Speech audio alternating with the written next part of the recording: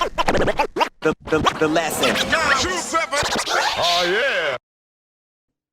Don't know exactly when this was, but it's definitely after the HQ sort of stuff that, you know, your name had really resonated. And then, you brought up Apple Bar, and I'm like, no, that's the first time. Yeah, I remember when you name. used to play at Apple Bar. 'Cause I remember Yes. being probably drunk up there having a boogie to your DJ sets with Brad That's Lee. funny as. Yeah, and that's where I know Brad and Colin Yeah. and all that from. And then, like, it just seemed like it happened so quickly. Like, next thing I heard that, you know, you were doing some stuff overseas and playing some pretty, like, big festivals.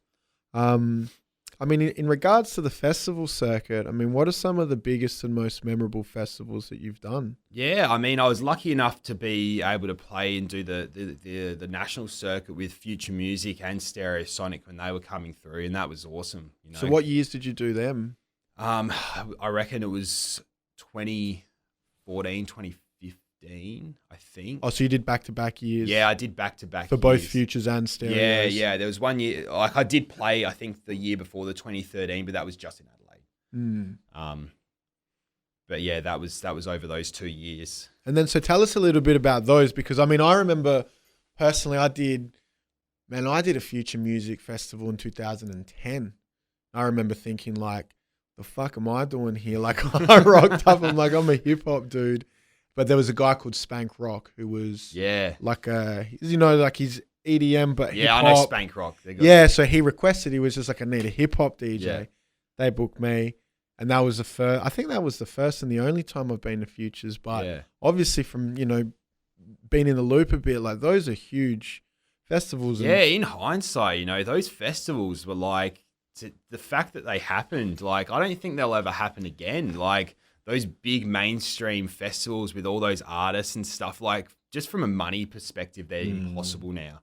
Because, like, the big DJs' fees are like 10 times the amount, and artists and stuff. It's crazy. So it was like, in hindsight, to be a part of it back in that period, it was just crazy. You know, I'm humbled by it. You know, the fact that I got to play, I did main stage in Adelaide 2 years, and got to do the international circuit. Some of the guys that I met, I've got, like, you know, met Martin Garrix back when he was before he kind of blew up. Like, and I remember I'm not sure how old he was, so I don't want to get him into trouble, but he was backstage and having a few drinks, and we ended up there, me and him and Timmy Trumpet, we were drinking, and we're like, let's go into the mosh pit.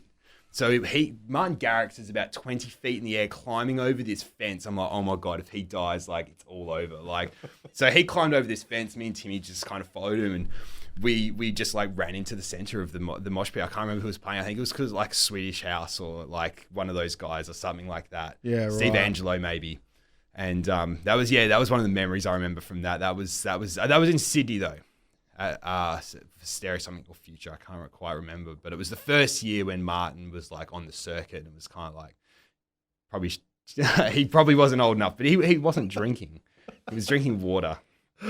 And then, so, I mean, so if you did the tours, they would have been like, what, 5 city tours, 6 city tours? They just hit like, Yeah. They were every major city. Yeah, so like Melbourne, Sydney, Adelaide, Perth, Brisbane. Perth, Brisbane, Adelaide, Melbourne, Sydney. Yeah, and it was full on. It was a big couple weeks. And then, so who were some of the other big names that were on there that you were touring? I mean, I met Carnage on that tour. Got to meet him and did a few. I think we were on some overlapping shows. Obviously, like, the Aussie guys were doing great at the time. You know, like, Will was playing his first, you know, main stage shows, I guess, headlining shows on the main stage on Stereosonic, which is crazy.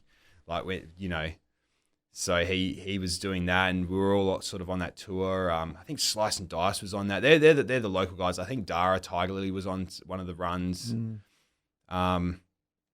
But in terms of internationals, we sort of crossed paths with a few of them. But, like, the local guys were kind of on our own, like, little mini crew. Like, we bumped into them, but obviously, like, you know, things get pretty crazy. And unless they're, like, the more, like Martin was just, like, he was all about it. He was there to have fun. He wanted to come out and, like, party. A lot of the guys would just stick to their vans, you know, which is cool. There's nothing wrong with that. But yeah, there's a few people. The one with Martin, actually, just that one, I could remember that because it was just so crazy. I just remember seeing him 20 feet in the air and just thinking, like, don't fall.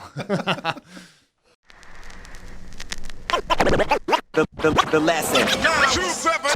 Oh yeah.